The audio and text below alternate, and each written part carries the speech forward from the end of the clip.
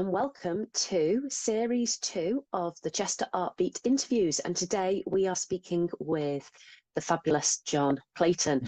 Jon is a mid-Cheshire based artist who creates art about places. His artworks can be recognisable, detailed, representational images, but also looser, abstract impressions, responses informed by connections present and in memory. Now, Jon studied at Manchester University and graduated with a BA degree in creative arts in 1986. And he briefly worked as an artist and illustrator for a conservation group before qualifying as a teacher and spending a number of years in the classroom. Jon then continued in education as an art specialist, teaching and delivering workshops for children, from primary age children to young adults, studying A-levels students in higher education and adults, both in and outside of the teaching profession. Now, Jon and his family have grown up in the region, and the land close by has prompted its own mythology. The fields, the woods and trees alongside have sought names and stories from him. Jon is a regular visitor to specific places in Wales, Cornwall and the west coast of Scotland. And he likes to go places that have special meaning, where he feels a connection to the landscape. The core of Jon's process is about responding and relating to the inspiration of his immediate landscape through drawing, painting and mixed media, which we're going to find out some more about that process during the interview, and his process of returning back to his prior marks and remembering them. Jon has undertaken a wide range of commissions and works through gallery representation and exhibition, which most recently has included the Old Lockup Gallery in Matlock. Oh, I love the Peak District, aka Gallery in Cambridge, and that was this year. And then last year he had a joint exhibition with two other artists at the Lake Gallery in West Kirby, so local and just up the Wirral, and Frodsham Arts Centre with another artist. And he has an upcoming exhibition in August 24 at the Hayden Gallery in Bucks, and then obviously he's with ourselves at Chesterartbeat in July. He's also just started with the Golden Sheath Gallery in Narberth, Pembrokeshire. So lots of fabulous place names related to the land. So without further ado, it is my pleasure to bring Jon on screen. Hello, Jon. Hello. Welcome to you. So it sounds like you have had art and your relationship with the land has been basically in your blood your whole life. Would that be fair? I think it is fair. Yes, really. Yes, it's certainly evolved over the years. And I think being a teacher for many years has helped it evolve as well. But I've always painted, and but my style has changed very much over the years. I think just due to being allowed to experiment a bit, I think. Yes, but I've definitely, it's always been about the landscape for me, and maybe sometimes a figurative work in the landscape. It's always been about places and special places that mean something to me. Yeah. Yeah. So it's not that all landscapes are created equal. I mean, they are, but to you, there's certain relationship, there's a connection, there's something that causes you to go, this landscape is the one I want to represent. How does that look for you? Well, it's a lot of it is familiarity. I mean, it doesn't have to be. I mean, I am sort of drawn to sort of wild, you know, sort of wild, expansive landscapes like you get in Wales, for example, or Cornwall, and the sea and everything. I am certainly drawn to those on the west coast of Scotland, sort of remote places. But it can be just in the farmland around Cheshire as well that I will paint. It's just very often it's just familiarity. It's something. For example, I will sketch and paint when I'm on holiday. So if I go to France or maybe Italy, and I will sit around and I will paint, but very often they'll just stay in sketchbooks and I won't do anything with them because, you know, although I had a lovely time on holiday, it's not, I don't have that kind of connection. For me, it has to be somewhere that I go and visit and revisit. So in the fields and woods around my house, I know them very well. So, and that's, I do feel kind of a connection there. And also the same with Wales. I go to Wales regularly.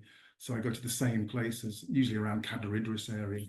And the fields. So I'm sort of drawn to those same places. I wouldn't just, so I will go and sketch in places I've never been before, and I'll feel something and I'll respond to the landscape. But very often they don't go anywhere. It's somewhere that I do, you know, like to revisit. So I think that's that's a difference really for me. Yeah. There are two things I'd love to pick up with you on that when you talk about that revisiting, but also those local places. So one of the things that was mentioned in your bio when we were introducing you was that the places have elicited stories and names and their own mythology from you. I would love to know what that really means. Sounds like there's a Well, story I behind don't that. know. It's not terribly deep. It's just when I'm growing up. I've been in the same house in Cheshire, so near Middlewich, for 30 years, over 30 years. And my family grew up there. I've got two boys who are all grown up now. But as they were growing up, we nipped over the fence. We do adjoin fields. We're lucky. We're on a busy road, but we do adjoin fields. So we used to nip over the fence, walk in the farmland, and we've got certain trees like the fairy tree and a tree we call birthday tree because we had picnics underneath it, and when we're on birthdays and the things, and wildwood, and then you make up stories about wildwood. It's not called wildwood. I think it's called Wimbersley wood, and I think it's called storeroom wood. I think it's called, but we called it wildwood, and we invented stories about there's a bear that lived in there, and so children's stories, and like it's like it's just a drainage pond in the middle of a field, but it's to us it became like Elf Island, and there was all these little stories about, so with a big pond and portals and things, all these stories you sort of made up with the children to make things a bit more magical, and when you're tramping around muddy fields. And so they're very often just flat Cheshire countryside, but you just made it more special, and because of that it sort of seeps into your mind, even though it is just a drainage pond in the middle of a field. It suddenly becomes very special, and it becomes like a magical place, and then so because of that it became something I wanted to paint. So I did a whole series on just on this sort of one place in the middle of a field, for example. Okay. And yeah, has that connection. It's just the years of kind of being with the family and growing up in a place. So yeah. So when I say mythology, yes, we did make up stories, and they do have kind of special meanings. And there's certain trees I could name, that just oak trees and on the edges of fields, and they have just names we gave them as the children were growing up. So Yeah. And yeah, then you've put your own life into that, as you say, in yeah, terms of the storytelling, but also then turning that into a series of images on yeah. what to other people may be a drainage pond, but to yourself became a very special place. Yeah. So now, you did talk a little about how your process has changed over the years, and possibly that has been as a result of the permission to experiment, being allowed to, you specifically said. Yeah. Was it that in your initial early days there was a different take and understanding of what we are and aren't allowed to do with art, do you think? Or is it self-permission and just that journey of self-exploration? I think it is self-permission on that journey. I mean, like a lot of artists, I started, being making the thing look like the thing, and using photographs. And I thought I did a good job of it if I did a good representation of that photograph. But over the years, that felt a bit sort of soulless and a bit kind of, well, I've done a very good job of doing a realistic impression of somewhere I've taken a photograph of.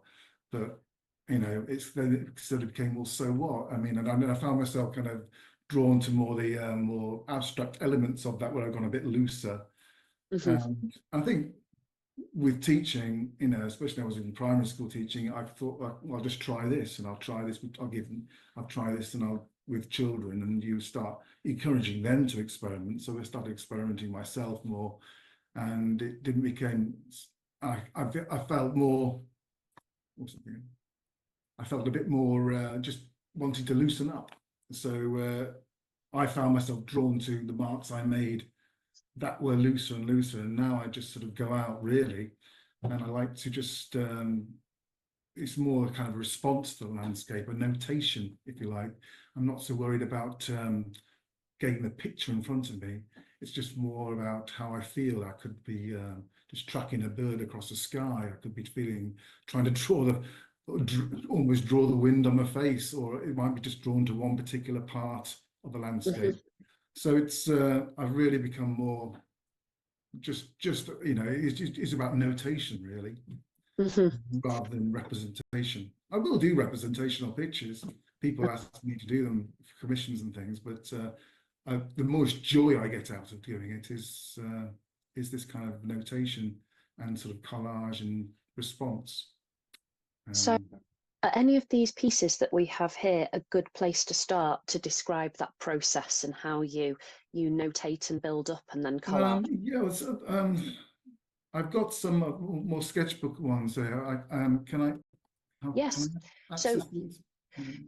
so Um, share, I can stop sharing and you're welcome to, or you can let me know I've got them numbered along the bottom, and the three you sent me this morning are 6, 7, and okay. 8. The ones, yeah, there's that one there. Sorry, I can't sort of point to them. Sorry, I'm not sure how to do that. But that one there you just put up. That's Yes. a good way to start, because that's sort of like a collage piece from a recent collage piece from up on the hillside. So yeah, I'd love, John, to know, just to reset where we were at, a little bit more about your process of this annotation and representation and the landscape and how that looks in your developmental process with your artwork. Okay, so typically I will, I'll go out for a walk. Sometimes I'll go out for a run. So because very often I'm in these places with the family, and they don't necessarily want me to stop and sketch in the landscape for ages. So I might go out for a run. It's a lot quicker, and I'll just pack a bag with some materials and maybe some rolled up paper or sketchbooks, and I'll go and I'll just go to the place I'm going to, and I'll just sort of usually kneel down and respond to what's in front of me. So there's a picture of me just sort of doing that, in this case with a kind of concertina sketchbook. Don't often take those, but often it's usually sort of A2 paper. And then I did this around the Mordach Estuary, which I go to a lot in mid-Wales. And this is actually from a journey. This is about 5 or 6 large pictures, which I've kind of collage. So it's part of a, if I just, it's pictures that I've kind of gone back to, taken section out of, and can find connections with. This is more kind of a journey kind of picture, where Okay. I've collaged lots of images, some little sketches of the area. So this is my response to kind of making marks. I've used all sorts of things like, for example, just sort of wax resist, wax candles, oil pastels, watercolors and inks and things. And I've kind of ripped, you can see with the joins where I've kind of ripped and joined them together to make a composite picture. And sometimes they will just stay like that. And this, I think this one was framed and just left like that. And sometimes they will inform larger works.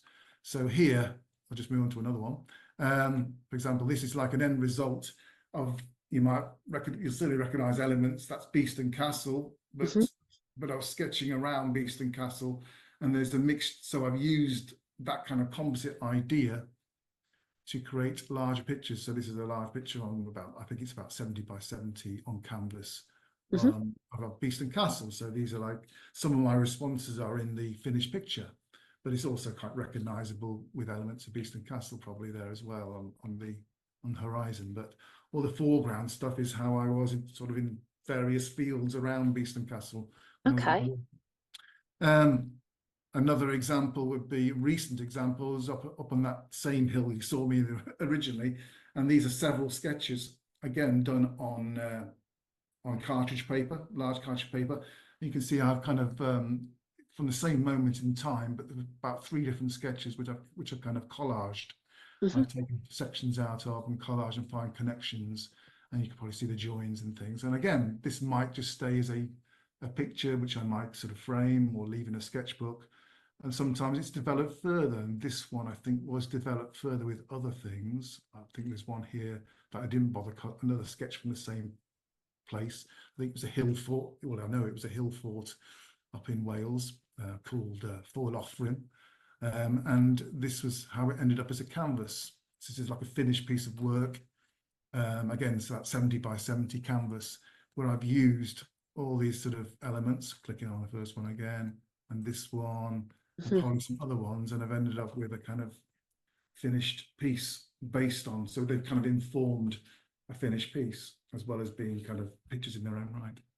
So some people, you know, do prefer, as I do, just the sketches left as they are, framed, or I quite like moving them a bit further, just pushing the process a bit further to something like this.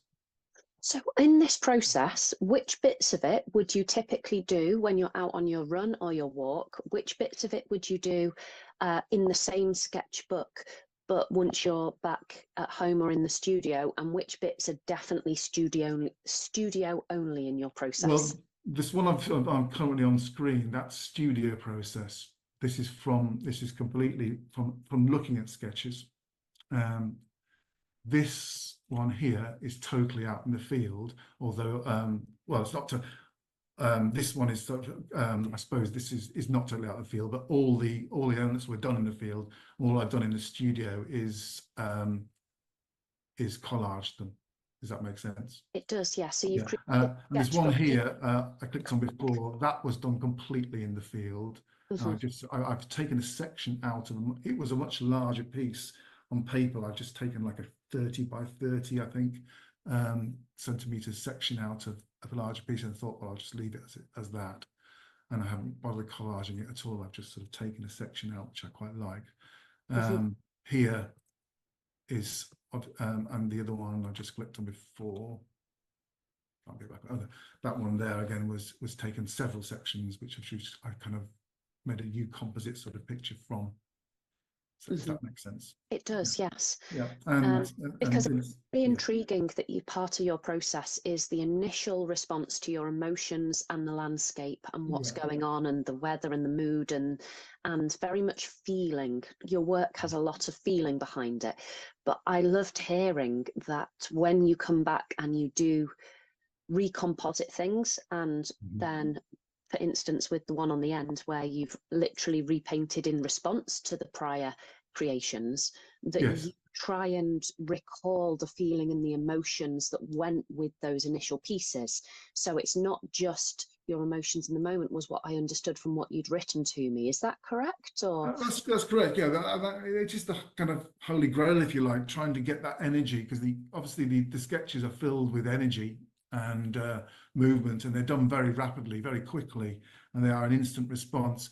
Where I try, and sometimes I think I don't necessarily do it justice, is try and recreate that energy when I'm doing something like this that's on the screen, where I've got all the sketches around me and I'm trying to recreate that, still trying to work at speed. I'm trying to get those elements and that movement in the picture. I think I've succeeded in this one. Other ones, though, I can honestly say I haven't got that that same energy, and they're better off just staying as framed sketches, if you like.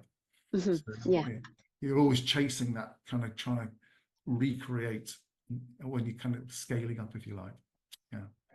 Well, I just thought I stopped share, but actually I lost my screen. There we are.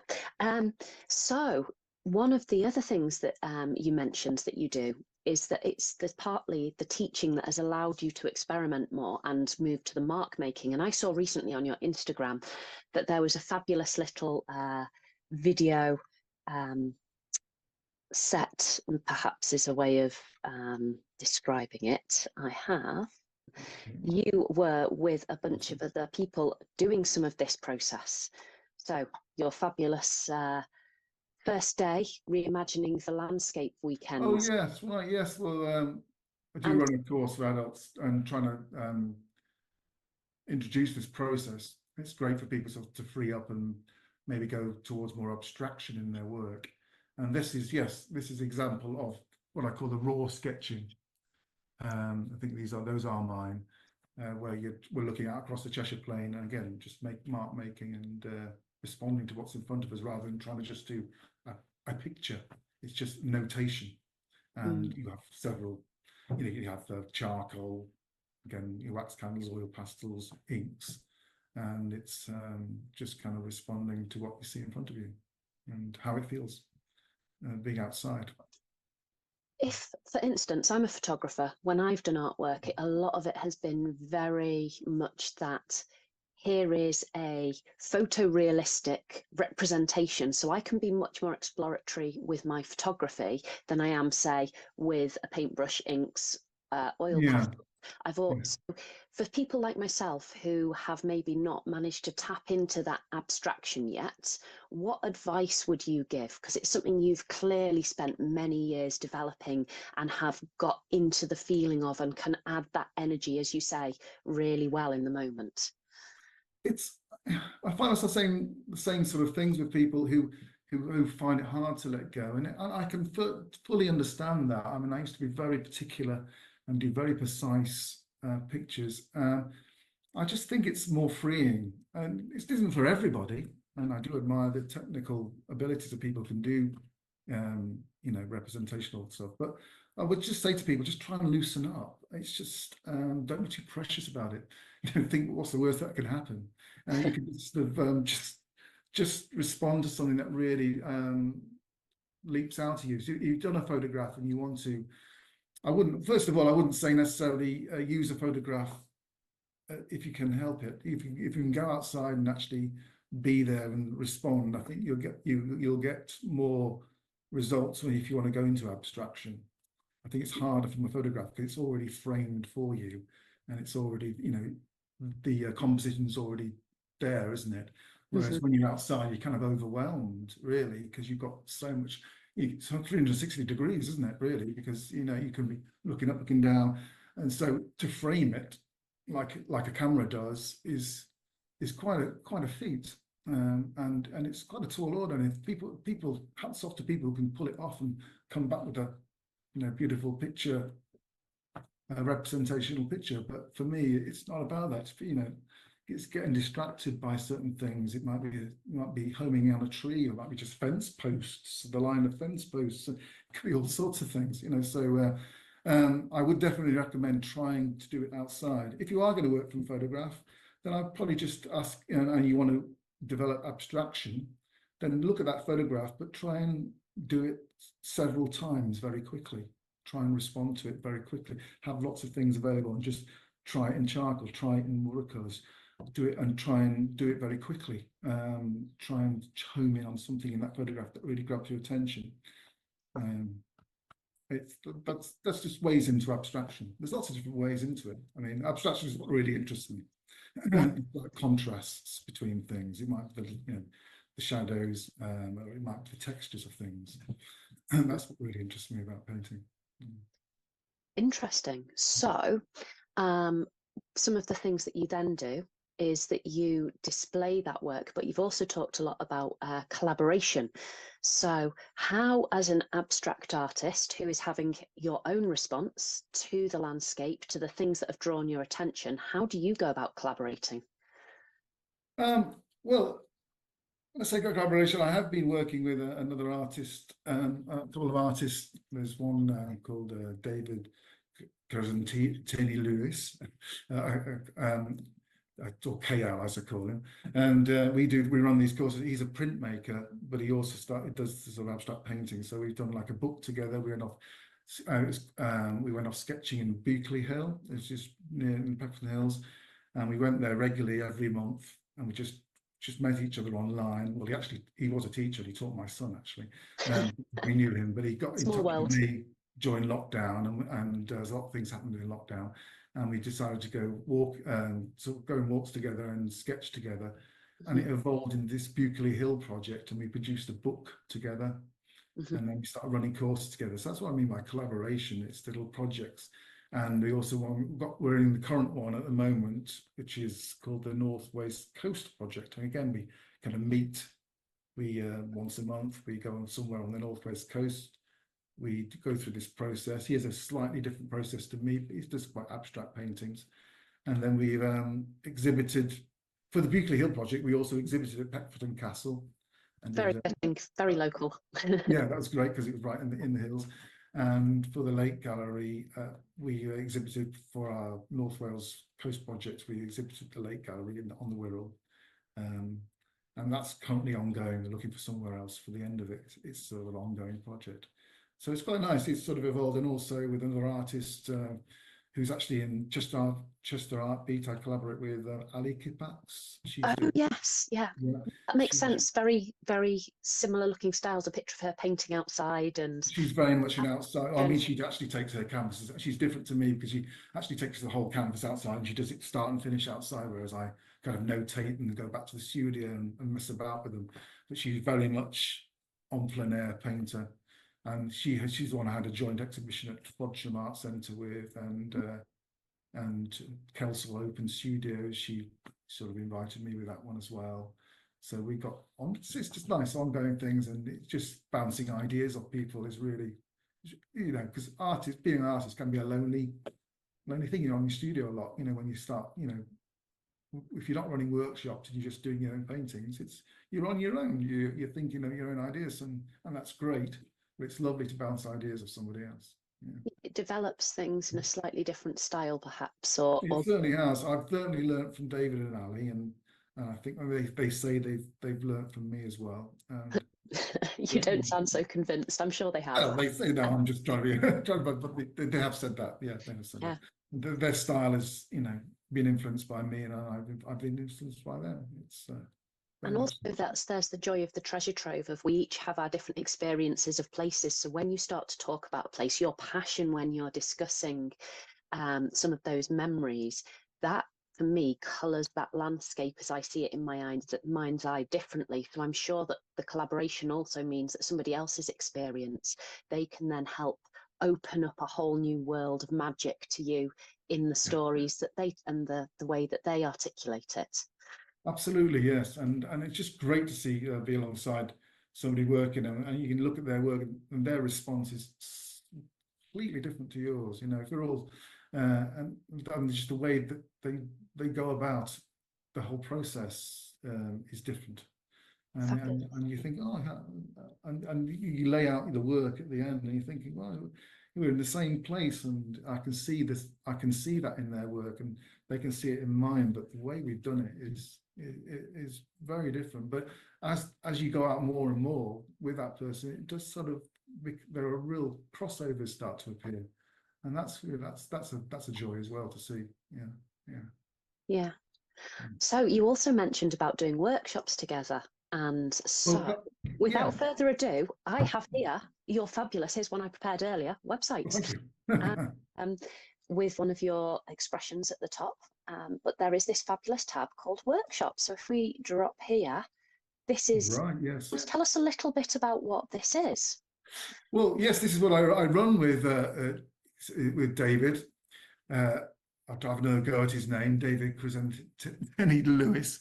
I'll just call him KL. That's what. So, but we work. It's a 2-day workshops we run it currently at Burwesley Village Hall, which is great because you can just go outside and you've got the Cheshire Plain and Beeston Castle, and we just run a 2-day workshop where we go out typically on Saturday morning, and we'll either go out in the cars to different spots, or we'll just go outside into the grounds of the village hall.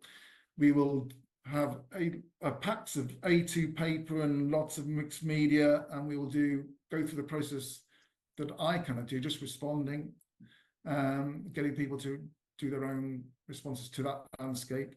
And I encourage them to do as many as they can, as quickly as they can, rapid response, don't get pressures about it, just go through and do just see what you can see. And then we will go back into the studio, the village hall, we provide all the art materials, but nobody needs to bring anything. And they then start, I show them my process, which is how the kind of cutting, cropping, recomposition ideas. And I do make the point of don't just necessarily do as I do. This is what I do, and people sometimes take that on board, sometimes go their own way, but they do things with their sketches and with their raw materials, with their raw work, and they go down typically something like I just showed you, something like this, where they're just kind of recomposing into like a sketchbook or onto paper, and then. And that usually takes the day where they sort of go through all their raw materials, because they spend about 3 hours drawing outside, so they're sort of trying to find some ways into it. And then we will start thinking about going on doing a series onto something else like canvas. scaling up, using their ideas to scale up onto wood panels or canvas that we provide, or then some people might go really big. Some people might just do about 3 or 4 and start several in sequence. So nothing really actually gets absolutely finished, but you've got starting points. You go away with lots of stuff and loads of ideas. It's particularly good for those people who want to get into more abstraction. And on Sunday as well, David's a printer specialist.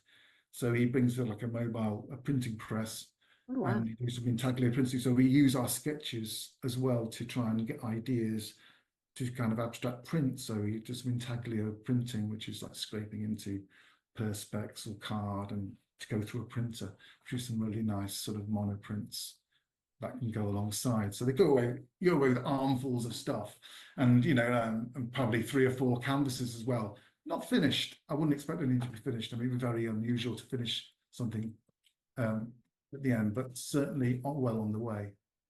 Yeah, and it's opened up the mind, the imagination, the creativity, provided some concepts of maybe some new techniques or some new ways of working, and given people a launch point rather than a blank white piece of paper when they get home. Exactly, and I've been in lots of Yeah. courses where this is the finished product, this is what you're going to achieve, and this is we're all going to do the same thing, and it's not like that. It's very much experimental, and it typically you can get complete beginners, or you can get more experienced artists, and it's typically for the people who come who just want to loosen up a bit and want to find ideas to loosen up. Fabulous. And, yeah. So the other thing that you mentioned was the Golden Sheaf Gallery in Narberth in put my teeth back in, Pembrokeshire. Yeah. So what have you got going on there? Well, so I actually have been going there at the moment. I've just got sort of about 6 or 7 pieces there at the moment, and they want things off their Welsh landscapes. That's why they got in touch with me. It's a lovely place in Narberth. It's quite a way away, but I've got several pieces going on there. It's sort of like there's lots of local artists there as well, and as well as it being kind of a sort of nice sort of gift place. But it's a lovely market town. So I've got things from the North Wales Coast Project there, and I've got things from around Cadair Idris, some landscapes there, and it's just sort of an ongoing thing. So I took them for the first time last year, sold a few there. They just asked me to replenish this time, so it's just nice. It's got a nice relationship with them. And the Hayden Gallery is a lovely gallery as well. It's in Buckinghamshire, which I've never been to, but they got in touch with me, and I'm looking forward to it because it's quite a known gallery. So that's going to be the newest thing I'm going to be going for and getting work ready for August. Yeah. Fabulous. And so just so that people, in case they wish to follow up, obviously you get to meet Jon at Chesterartbeat, but his portfolio he mentioned today, this book, the Bulkley Hill Project with Dave KL. I'm going to take that one from you. I'm not even going to his name. So there's some examples and the gorgeous print quality in a video you can watch. You've got his whole portfolio here on his website. You can look at choosing one of those dates for a workshop, or just sign up, get in contact, have a look at videos, visit the shop, buy something yourself. But more than anything, enjoy the experience of reimagining and getting into that place where you feel the artwork. So when you come see Jon, because Jon, you are, the venue, are you the... Clarendon's, is it pronounced Clarendon's? Clarendon's Fine Art with Alex, isn't it? Alex, he's a digital artist. He's really like his stuff. Yeah. Yeah, you have literally followed him. He did the last interview, and you have come in next. Oh, right. Okay. Yeah. You're episode 4. So yes, you can visit yourself.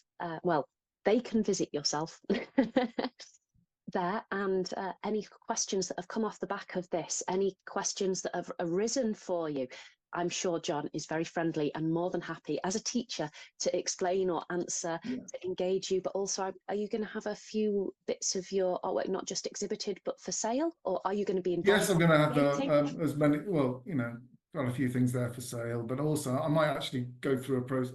If I've got a chance at a table, I might go through the process of demonstration of what I do. I'll have some sort of raw sketches that I might be, you know, it might sort of be collaging while I'm there as well. Mhm. But, yeah. Yes.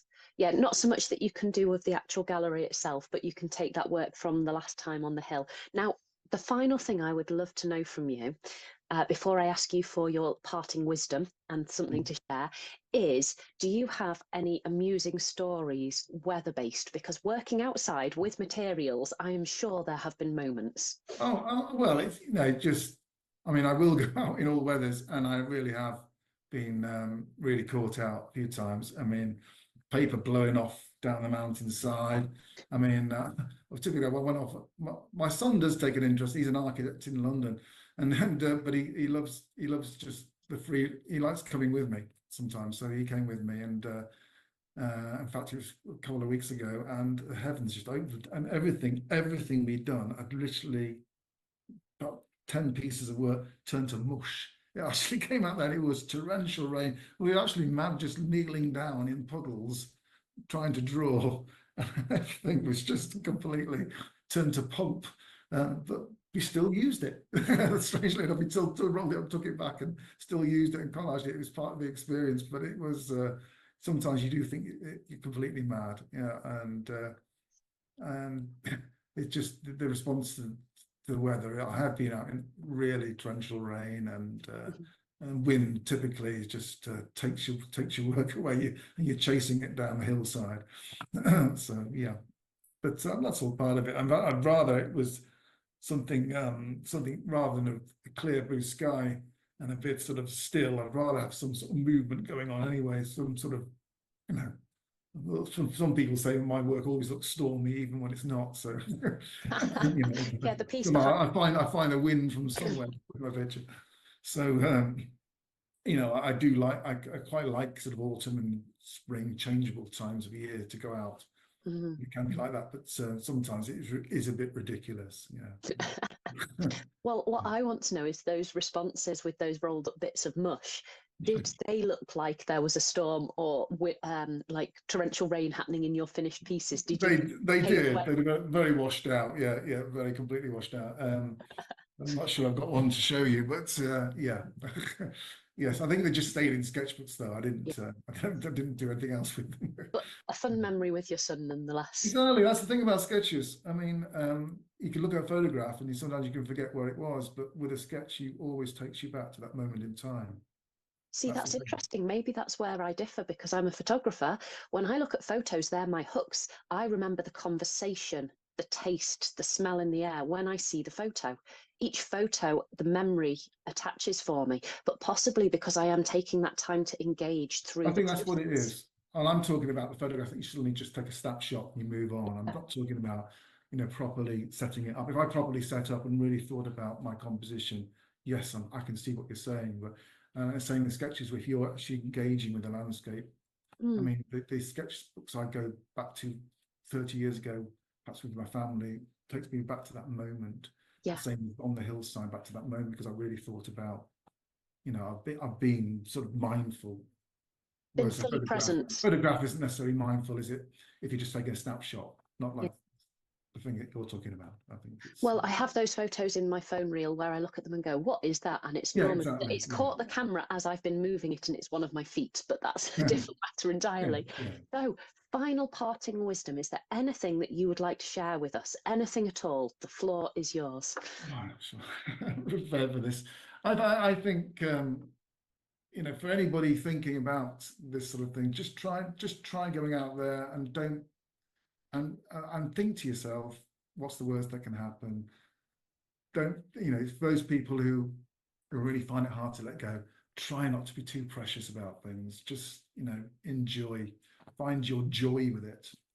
That's the main thing. Just it needs to be a joyful thing, rather. And if you're all uptight about it, there's no pleasure in it. And I've been, you know, if I'm sometimes some people find joy in being meticulous, and that's fine. For me, it's about just having a go, and you know, things might just end up in the bin, or they might end up in a pile of never seen, never used. But just do it, and you know, you just got to turn up and do it. If you're interested, you'll find joy in it, and Mhm. just produce stuff, and some of it will get taken on, some of it won't, but that I doesn't think matter. that's part of the process, though, isn't it? We learn through the experience, and we develop and we engage differently as a result of what we did yesterday, how we do today. So even if it does end up in the bin, it's not that that was a wasted experience. Of course not. No, nothing is. Nothing is. I mean, very few things I do put in the bin, even the things I'm just not proud of. I'm very hard. I find it really hard to throw things away, but You must doesn't have mean I'm a going to use massive them. pile of sketchbooks. I do, yeah. I'll often use them for collage or something will happen to them. Mhm. It's just good to do it and just show up. And if you want to be, you just got to keep showing up, keep trying, and certainly don't be downhearted about it. Find that enjoyment. Yeah. Thank you for taking us on a bit of a journey and for really exhorting us to show up, give it a go, and enjoy the process. I love the fact that you have such an energy and a passion, but also that it brings you so much joy in doing it, and that you create these fabulous pieces of artwork that we get to admire, and the process is even better. So yes, join Thank you, Elizabeth. Yeah. the 5th to the 7th of July at Chesterartbeat in the Clarendon Fine Arts up on St Michael's Row off the Grosvenor Precinct. And other than that, have a fabulous, well, end of your week, I guess. Hope Yeah. things Thank you well. very much, Elizabeth. Thanks for taking the time. Nice Thank to you. meet you. Bye now. Okay, bye-bye.